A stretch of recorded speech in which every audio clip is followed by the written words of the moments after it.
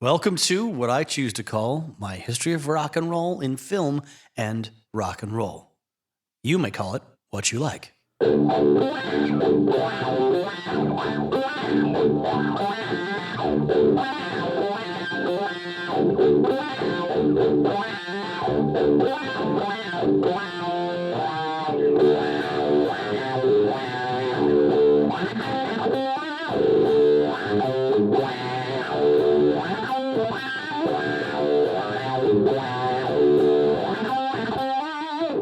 That's the kind of interstitial noisiness that you've probably gotten used to at this point. If you've listened to 1, 2, 3, or more of the previous episodes of A History of Rock and Roll in Film and Rock and Roll. And you're going to get a lot more whether you like it or not, because quite frankly, I have more of a desire to offload a bunch of guitar demos that never became songs, or I'm too lazy to turn into songs, or I don't have enough bands put together to make into songs than I do actually educating people about the history of rock and roll in film and rock and roll. But that's not so much what today is about. Today is about me burning up some hosting space. I turned in a pretty long episode about Andy Wood and Chris Cornell right before this one, obviously. I am down to the end of the month. We are mere hours away from the hour that I will be cut off when it comes to having space to upload more content. And I don't think I actually have enough space allowed to upload the entirety of the Lemmy is God episode that I am working on right now. I was going to push myself to finish it tonight. I might still do that tonight and just upload it, at, I don't know, whatever, 7 p.m. Pacific Standard Time when the clock sort of flips over, when more storage space becomes available to me that I pay for on a monthly basis. So I had a lot of extra topics and throwaway thoughts that certainly weren't enough for a whole episode, and details I didn't have a episode in mind to graft them onto yet. So I still collected them, as you do, any idea, any creative idea, as you do a song title that has no song, or a melody that has no chord progression, or a drum beat that has no rhythm guitar for it or bass to it. I didn't want to lose these things. I think they're worth sort of opening up about in a very loose and easygoing kind of way, more conversational. The best kind of conversation, the one where only I'm talking, of course. And that's what this little episode today will be about.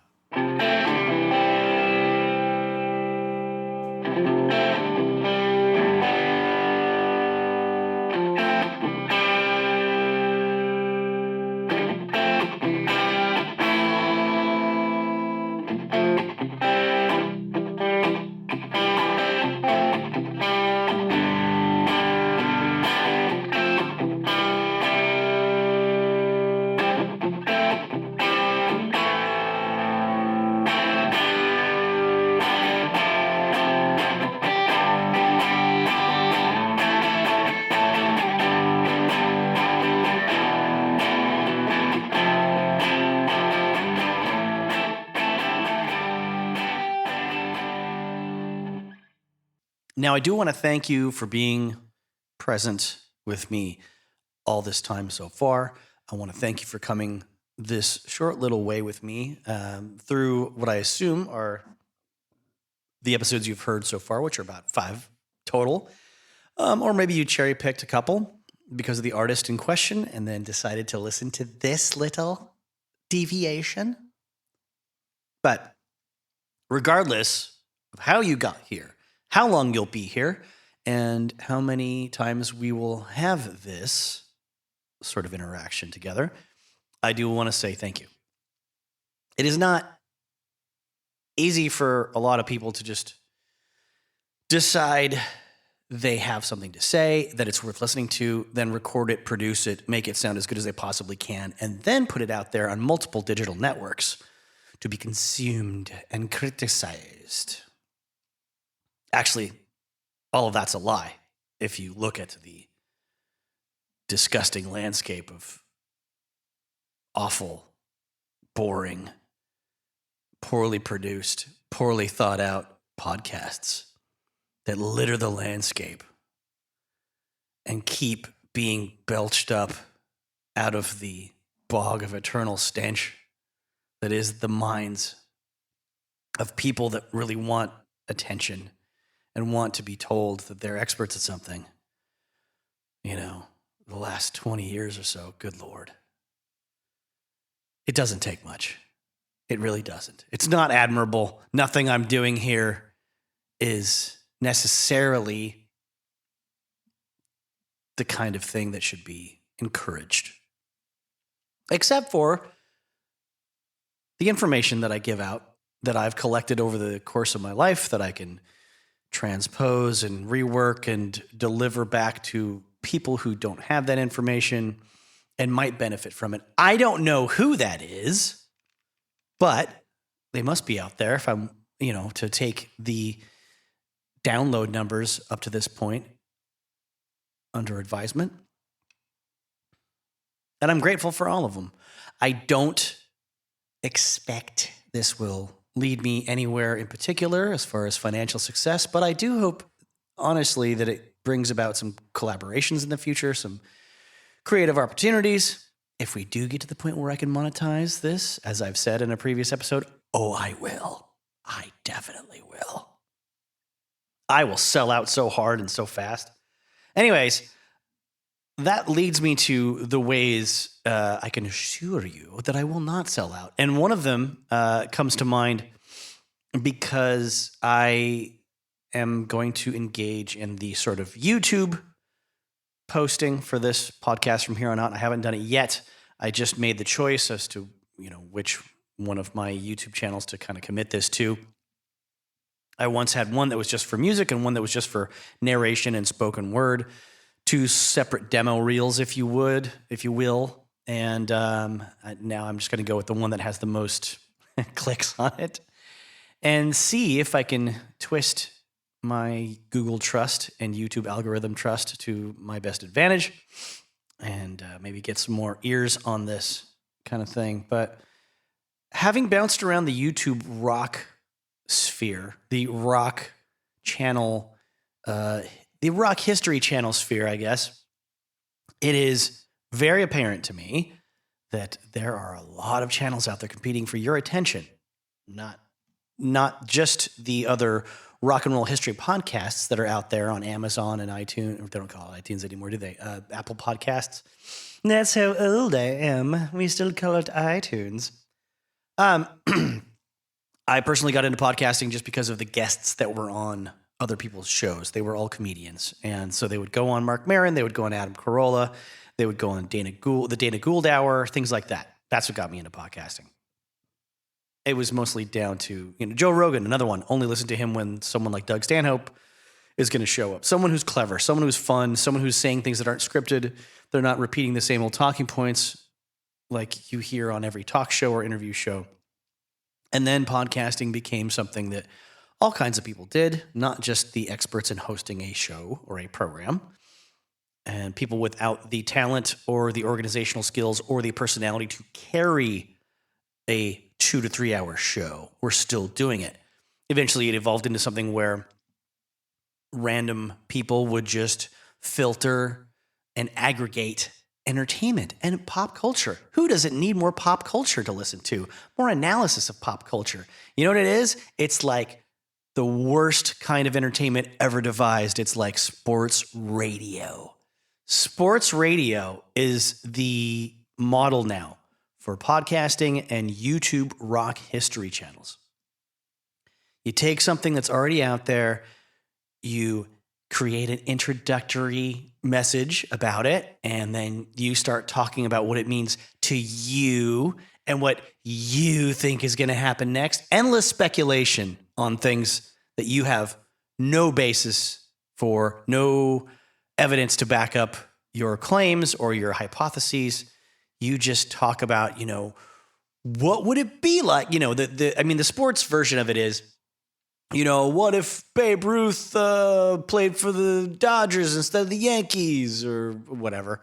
What if Babe Ruth was born in 1952 and he was playing on the same team as Derek Jeter? And you know, that's overtaking YouTube now in the musical sphere. It's like, oh, well, what if Enter Sandman was written by Dave Mustaine? Or what if Metallica's Master of Puppets was recorded in 1998 instead of 1986? Wah!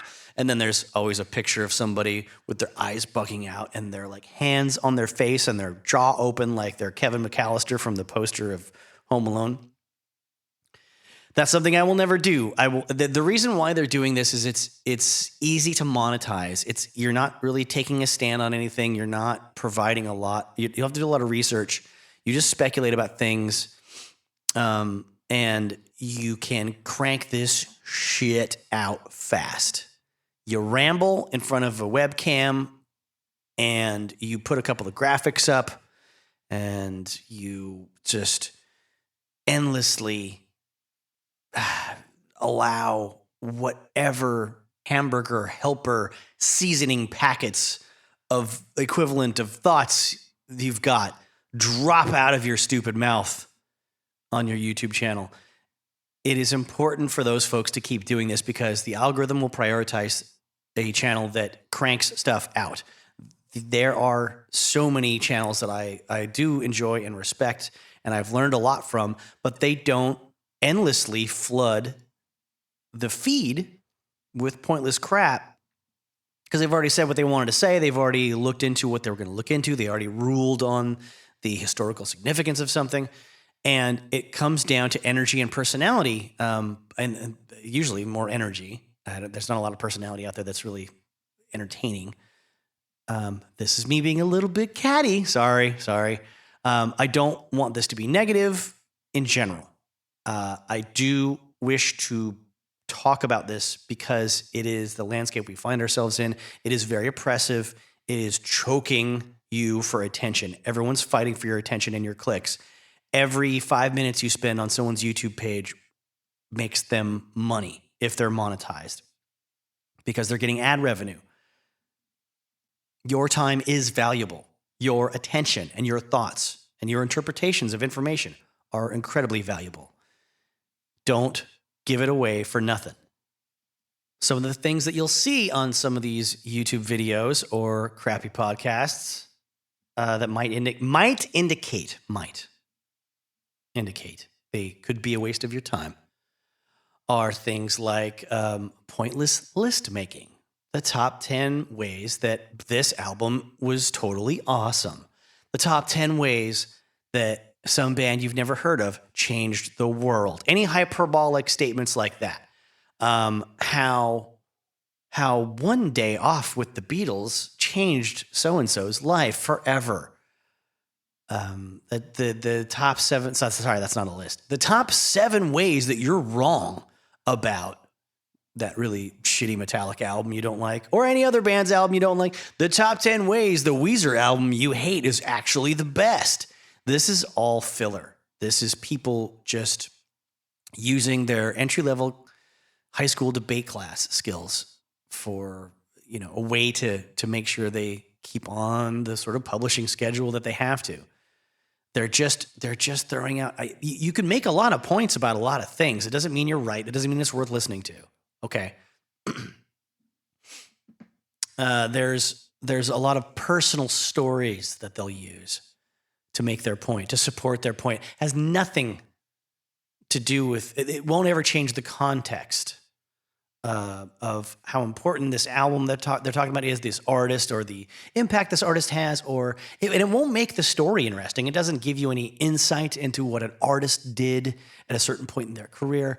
That is something to definitely steer clear of. If you can evaluate things that are coming at you in real time, I'm not saying leave shitty comments. I'm not saying don't listen to certain YouTube broadcasters. I'm just saying you can watch a lot of their stuff and not learn anything. They're padding the runtime with a lot of personal stories. You know, when AC/DC's Back in Black came out, I gotta tell you, I was 12 years old and I rode my BMX bike down to a store and it's not there anymore. So many of our record stores have gone the way of the dodo in America, unfortunately, because of the economy and the expansion of larger chains and then the internet, of course. But, there was a guy there that, he used to, he used to have candy behind the counter, and not in a weird way, but he would let the kids that hung out there have it. See, hear all that? Just making that bullshit up. That's the kind of stuff they talk about. You didn't learn anything there about AC/DC or about Back in Black, the production, the songwriting, the people that were in the band at the time, and the death of Bon Scott. You can open a book to any page, a book like Maximum Rock and Roll, the AC/DC the AC/DC biography. You can open that to any page and read one paragraph, and you will learn more than you will in a 12-minute YouTube video by some shill, some dork, some making it up. Well, I would say if they were making it up as they went along, that would be something that I could admire. But they must be pre-planning all this stuff because it sounds so cheesy and ham-fisted and like it just came out of a can of Spam, like it's the juices on the side. It's not even the Spam itself. It's like recipe blogs. If you like to cook, I do. But you just do a search for pork loin roast in a ready, what do you call it? Stare it. I'm looking right at it in my kitchen. Instant Pot. Pork loin roast Instant Pot. You click on the top 3 results, and what do you get? You get a whole lot of pop-up ads, and you're scrolling down past someone's idiotic, nonsensical, asinine story about picking flowers, hanging out with their step uncle, and how much they enjoyed lavender picking or strawberries. Nothing to do with the recipe. And then it'd be time to come home after playing in the crick or swinging on the tire swing, and Mom would always have, on the 5th Sunday of every July, there would be a pork loin roast, and this was her recipe. Whatever. Who cares? No one cares. They're padding the space on the page so they can make more money or get more attention or get more clicks from these pop-up ads that are coming at you. That's what they're doing. YouTubers do the exact same thing. They just do it verbally. Another thing that you see a lot are the use of adjectives that don't describe anything musical. I was watching an AC/DC video by a gentleman who, if I were to name him, which I won't, but if I were to name him here, maybe his name would be Professor of Rock, okay? Maybe I just named him. Is he absolutely trouncing me when it comes to audience? Yes. Is he absolutely killing it with the likes and the subscribes? Yes. Will I ever be anywhere near that guy in terms of my reach? Probably not. Doesn't mean I have to like him. Doesn't mean I have to hate him either. Doesn't mean I have to marshal my troops to go attack the guy and leave shitposty comments on his YouTube videos. No, none of that. Don't care. Listening to my podcast will never be an identity for you. There will never be a name for the legions of whatevers that listen to this podcast. That's not what this is about, for sure. But I will say, in a let's say post-Jocktober world, for me, I can't abide people that do the kind of things he does. If you know what I just said, you know what I'm talking about. If you don't know what I just said, don't worry about it. Maybe your life is better not knowing.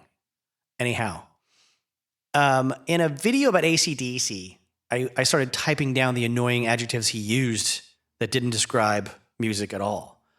Permeating was one of them. Spine tingling. Saucy. Mammoth. These are descriptors that could as easily apply to a quesadilla as a musical composition. These words explain nothing when it comes to the physicality of a musician's approach and the use of dynamics in their songs. And yet, these are the word choices of a man who refers to himself as a professor at the top of his videos, so you know he's an authority. Chris Farley made people like this obsolete back in 1993 when he was doing a parody of himself interviewing famous people, although not really a parody of himself, but what if his goofy style, was actually on display in a national talk show. Remember when you were in the Beatles? Stuff like that. That was awesome. That's what this guy's doing. He's doing it, without talking to the artist. In some cases, I'm sure he does talk to artists. I'm sure they're fine with the interview. I'm sure it's good publicity for them, whatever. But watching this AC/DC like Thunderstruck video, how they created a classic. I mean, it's this close to Cameron Crowe's depiction of himself as a 15-year-old kid in Almost Famous, when he tells the lead guitarist that his solos are incendiary. It's that typical bullshit, non-descriptive language that doesn't tell anybody anything, but it makes musicians feel really good about themselves. By the way, we're going to get deep into Almost Famous in a future episode. I'm very excited about. I can't decide how many bands I want to cover. Definitely Led Zeppelin, because I'm a Golden God was a quote attributed to Robert Plant. And I've been going back through the old Hammer of the Gods by Stephen Davis and the slightly newer, much newer Mick Wall book, When Giants Walk the Earth. Speaking of padding some runtime, Mick Wall, Jesus, he's got some pages in that book that are just him having a wank, him talking directly to the members of Led Zeppelin in italics, telling their story. But you always were a fella like that, weren't you, Bonzo? You were always the type to want to go down to shops and blah, blah, blah, blah, blah, blah, blah. Whatever. He does what he does, and he's done it for decades. Mick Wall is not a bad writer at all, but he's going to pop up a lot in these episodes of me kind of griping about certain things that he does. But I will say this, at least he doesn't tend to do the same things in every book. I do like that about him a lot. If I was ever sitting next to him on a plane or in a room with him, I would completely be deferential and listen to anything he had to say to me, for sure. Now, going back to Professor of Rock, I haven't watched a lot of his videos. That one was enough for me to really hate the content. Not the person, just the content. I'm only ripping on the content that he creates. When he uses terminology like pentatonic bends. That's not a thing. That's not a musical term. A pentatonic, the adjective pentatonic refers to the amount of notes in a particular scale. You don't bend pentatonically. It's like saying Olympic swimming pool breath. All right. This is what he does is very similar to like bullshit corporate speak. Synergy, fusion, proactivity. Those are garbage words that don't describe anything. That's what he uses to describe rock musicians and their performances and their musical details of their songs. It's a great way to just repeat the same old garbage that rock journalists have done for years. Really bad rock journalists. And there's a lot of younger YouTubers that aren't as professional as someone like him. They also, unfortunately, engage in this sort of speakery that's what James O'Barr, who created The Crow, termed a distortion of a distortion. Not in terms of language, but he was talking about art.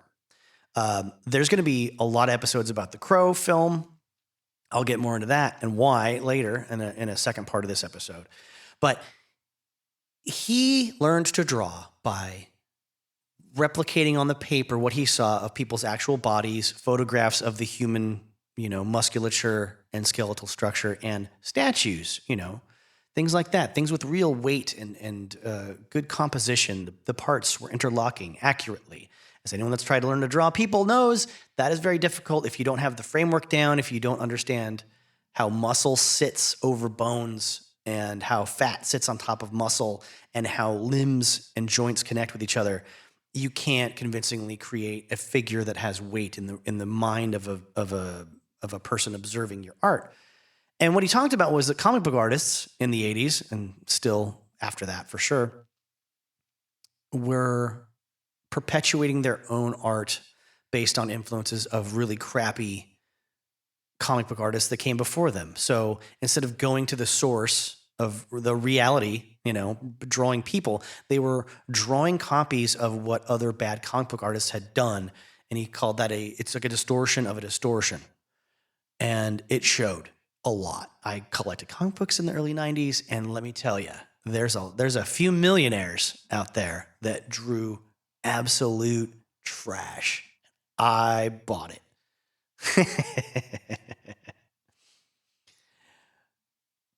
But it's hard to look at now, knowing what I know. And it's impossible to listen to a person speak this way. With the younger crowd, I obviously it doesn't annoy me as much. I go, they're just finding their feet. They're still trying to ride their bicycle without training wheels, right? They hear and read music journalists talk this way or type this way, and they think that's what you're supposed to do. Hopefully, they find their own voice. There's a lot of really youthful, energetic people on YouTube doing retrospectives about different filmmakers and artists and musicians, obviously, and they just come across really awkward. Maybe not to their peer group and their audience. They're doing better than I am on views for sure. So I don't say this to. The reason I'm not talking about them specifically is because they've got room to grow, and I hope they do. I hope they find resources that help them relax, be yourself, speak in terms of what you know and what's affected you and how, and speak from a place of authority because you've done some research. You're not just, the old parody of Mark Maron, who would, in some episodes of his interview podcast, clearly just be sitting with someone's Wikipedia page in front of them as he interviewed them. And just, oh, you did this. How'd that go? Hey, in 1994, you were on this TV show. What was that like? As I hopefully indicated earlier, I'm not a fan of any one particular podcaster in general, just the guests that were on their shows.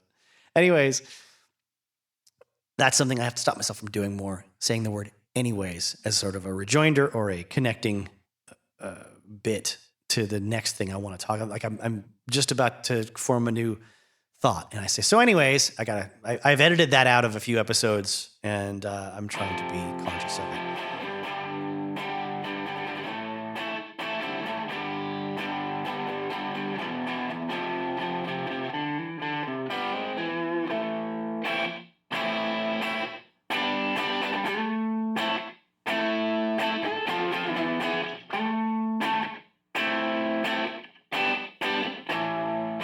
I also want to say thanks again to everyone listening for basically being my audience for all these unused guitar tracks that are not full songs. Some of them will be, hopefully someday, but I've got, 2 other bands and they have other people that have input. And some of these things just come up when I'm watching movies at home or reading through books or taking down notes for one of these episodes. Stuff pops in your head and you got to capture it right away. And I might lose it if I don't use it in some other form. So here it is for you all. I hope that if nothing else, it's just appreciated as a little bit of interstitial music to break things up. It's not me reinventing the wheel musically, obviously. I'm just a rock and roll guitarist that gets some ideas out every now and then and has fun with it. I just don't want it to go to waste. And I also don't want to just use the typical, Apple or whatever free use library of non-copyright infringement material that a lot of other podcasters use. It also sort of speaks to my desire to make this series something that kind of tricks people, I guess. I mean, ostensibly the point is to educate you on the history of rock and roll, right? But there's other elements of this that I'm trying to just utilize to get these impulses out of my system. One of them is just dumping music demos on your ears, whether you like it or not, and you're stuck with it.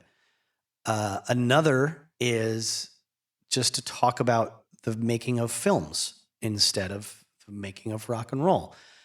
It's presented in a tricky way, in a deceptive way, kind of like one of my favorite movies, From Dusk Till Dawn by Robert Rodriguez and Quentin Tarantino. The first reviews of that movie from your friends were all the same. Oh, I thought it was going to be an awesome Quentin Tarantino crime movie like Pulp Fiction or Reservoir Dogs, and then it became this stupid horror movie with vampires and stuff. And it's just like, what? That sounds like the best movie ever made to me. And sure enough, while not the best, it's one of the most entertaining films, certainly of the 90s. It's a blast. And I want this to be a blast. I want this to also deceive people a little bit. And I want to have my cake and eat it too. I want to present myself as some sort of a historian, an authoritarian, not authoritarian, an authority or a historian. That's what I meant to say. To justify all the times that other musicians drunkenly told me that I should write a book, or my friends' parents told me I should write a book, or I'd be a good writer. My own parents telling me I should be a writer. I can't write a book right now. I am actually working on trying to. I have been for like 3 years, but it's a fiction. It's a series of novels, and we'll get into that some other time. When one of those is done, you'll bet your ass I'm going to do an audiobook, and I'm just going to throw it out here for free with some, some rock music attached to it, or some guitar music, and I'll say, hey, here's a preview of my new book. Back to, the other thing I'm deceiving people about is this is a way of mixing my knowledge of how many fun stories there are about weird films being made with my love of the history of rock and roll. But I had to take the pressure off myself to appear as though I am overall authority on the history of rock and roll in sequence, to start with the Delta blues and jazz and work my way one episode at a time up through, every important step along the way to Elvis Presley happening.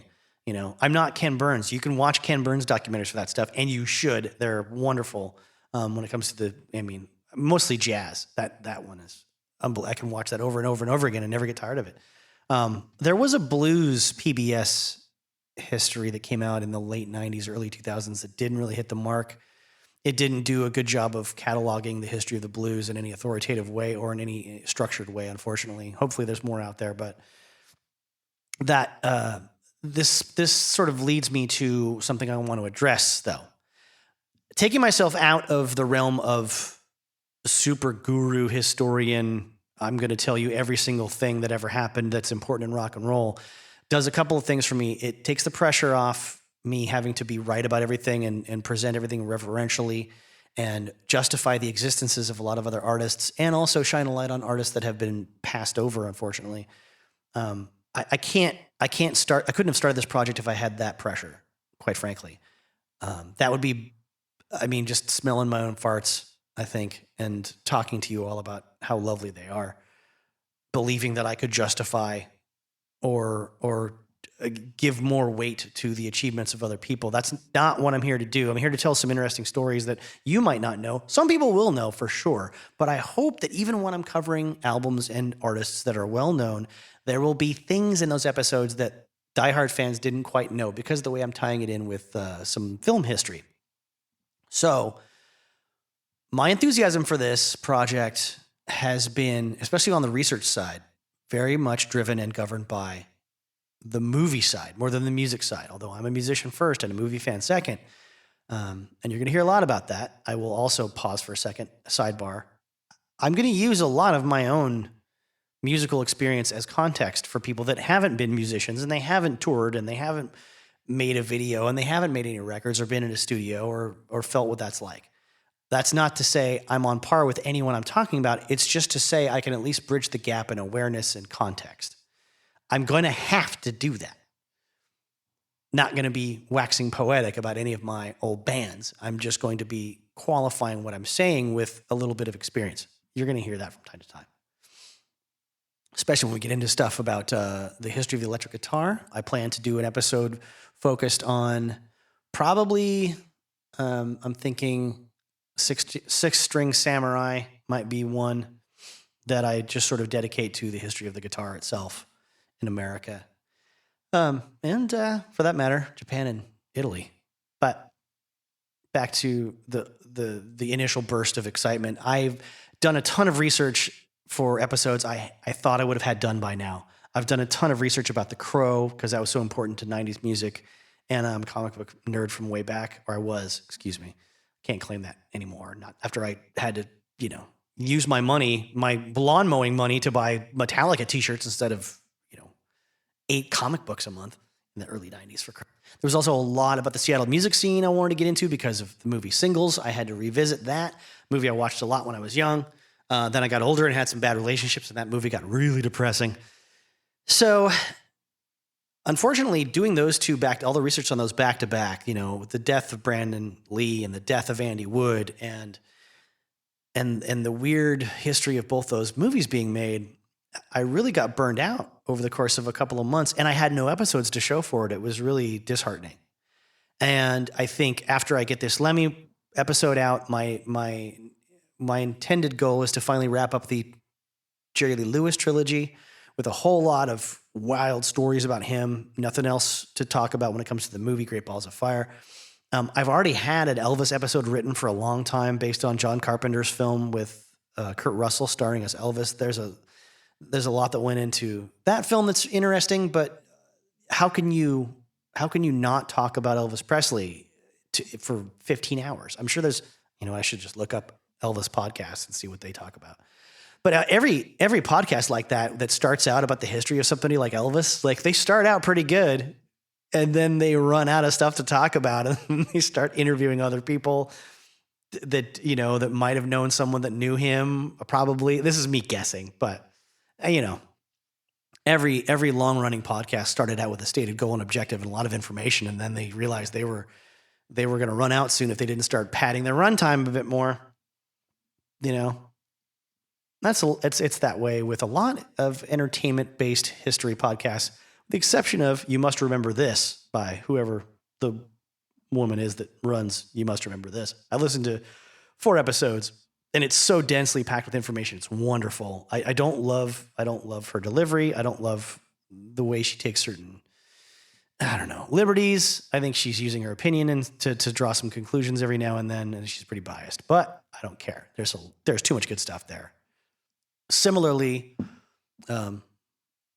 Mr. Dan Carlin's Hardcore History. If there are any 2 podcasts that really inspired me to try to do a really, really good job at this, it's probably those 2, because they are historically so true to what the creator wants them to be. And they're so packed with actual information instead of a whole lot of attitude and personality. I mean, there are how many millions of podcasts out there right now that are just recapping what happened on the newest season of The Bachelor. Is The Bachelor still on? I don't even know. Whatever, one of those contest TV shows, and just speculating about what's going to happen next. There's media empires built on this shit. But here at the History of Rock and Roll in Film and Rock and Roll, it's going to be driven by actual history, actual stories of people doing stuff, and I hope it's entertaining. I hope that my delivery is suitably engaging for you. I know there will be times when I'll probably need more input from, hopefully, my audience to kind of get to the next level. I have an entire spreadsheet of films to watch and stories and books. I've bought so many books over the last 2 years, especially during this pandemic we've all been going through. I've acquired a lot of books I got to read, and even still, there are subjects I don't know how to cover. Like, I want to talk about The Replacements really badly. What movie do I use for that? Call in and tell me, please, now, if you know. The Misfits. What movie do I use for the Misfits history? I love that band so much, and their history is fascinating to me. Maybe Trick or Treat, because it's like a horror heavy metal movie. I could do shock rock in general or horror rock in general with some Alice Cooper and Screaming Jay Hawkins and the Misfits and maybe Ozzy. I don't know. I feel like Ozzy needs his own thing, but he was in that movie. So, and then Black Sabbath, I wouldn't want to do on the same episode as Ozzy Osbourne. I don't want to give either one of them short shrift. They've got like 4 books about Sabbath to draw on. So call in now and tell me what I should do with those. I say that a lot, and I will continue to say that a lot, because I'm being a little bit cheeky and I'm downplaying my respect for the audience, or I'm downplaying my lack of respect for the audience. I don't know. Everything's about creating a dialogue and interacting and engaging with the comment section as far as success goes right now. And nothing could be further away from what I want in my life. I want to put this out there. I want someone to like it. That's about it. I want it to draw me toward more opportunities, obviously, but I don't want to put up polls every week. I'm not going to be asking you to join a Facebook group, or hopefully. I don't know. Maybe that'll change. I'm not going to be, asking you to petition other people on my behalf. I might come out with merch, though. I might do some shirts. I'm going to figure that out. I got some stupid slogans I want to put on shirts. But But when I say call in, I'm kind of stealing that from a couple of guys named Joe List and Mark Norman who have a podcast called Tuesdays with Stories. When they say it, they genuinely tend to mean it because they only say it when they can't think of a certain word in their vocabulary and they're spacing out on it and like, call in and tell us, or, help with their sex life or something like that. But so when they say it, they mean I could really use an answer right now, but I won't get one in real time. And that's funny to say call in. In my case, I'm saying it to just tell people I don't care. I'm just being entirely facetious and sarcastic. It doesn't sound very nice, does it? But it is what it is. Maybe it'll change. Maybe I'll say call in and I'll really want you to call in. Probably not. I do, however, have an electronic mail address that you can reach me at, submit ideas to, or suggestions. It is justtheworstever@gmail.com. There's that.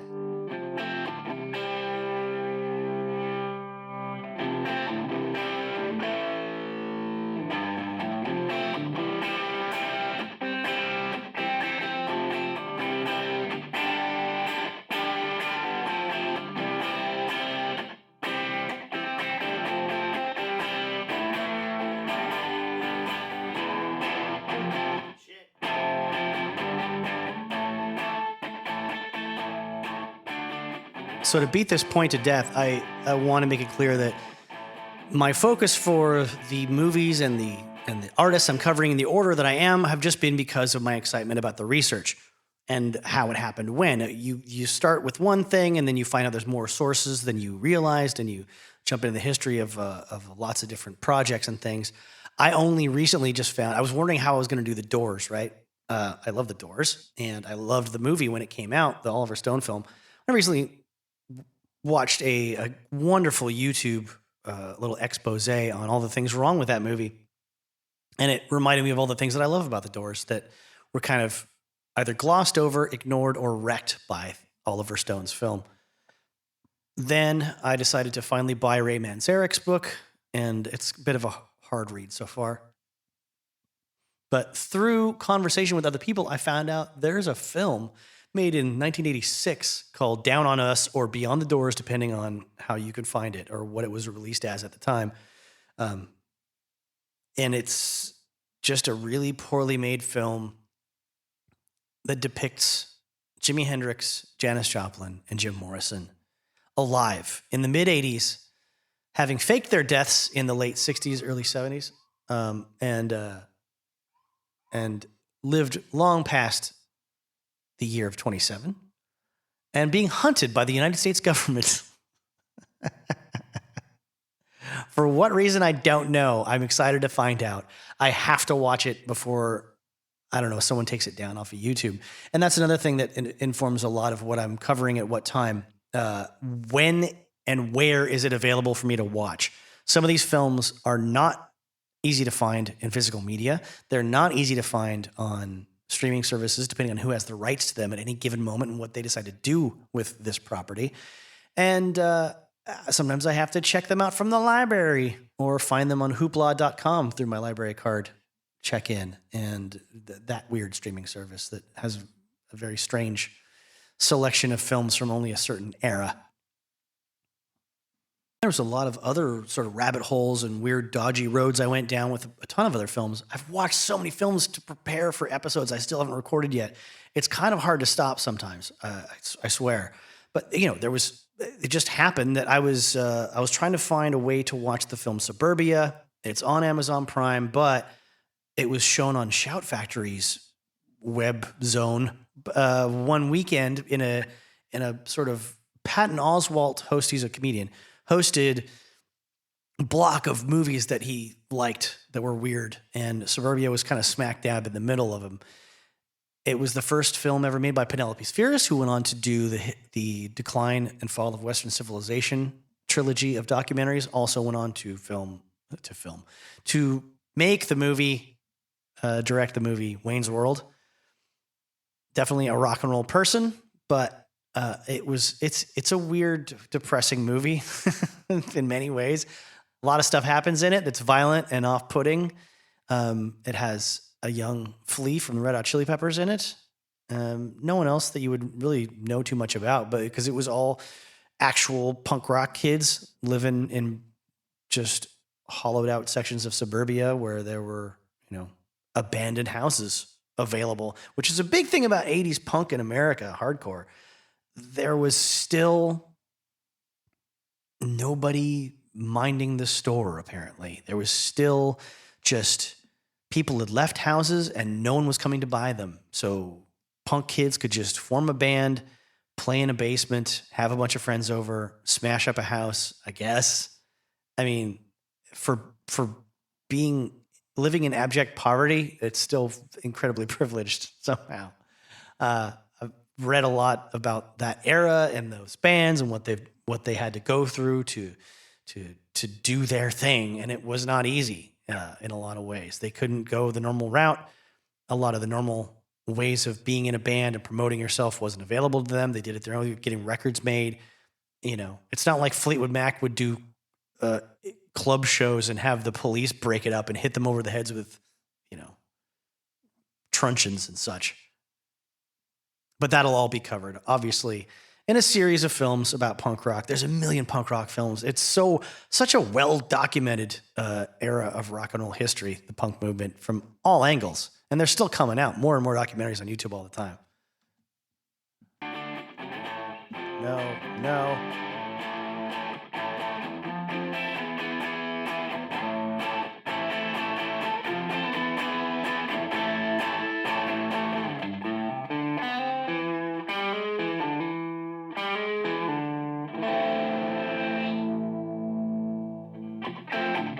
Like that? Was that smooth? Smooth on the dismount there? Okay, I worked out that little ending in real time. Yeah.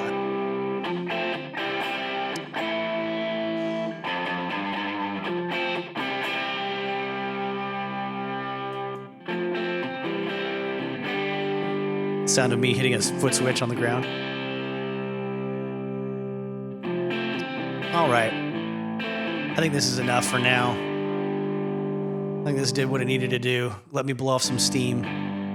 Really, really get some things off my chest. And in doing so, hopefully make you feel appreciated for being here. Promise I'll never beg you to like and subscribe. Promise I'll never beg you to leave a 5-star review. Promise I'll never ask you to get into a Twitter war with other podcasters on my behalf. There are many histories of rock and roll out there. Most of them are shit, but this one is mine, and you're here with me, and I'm glad you are. Rock and roll is just the best, and we're lucky to have it for as long as we can. And you are also very nice, that we are lucky to have you for as long as we can. I hope this was an okay thing for you to listen to today.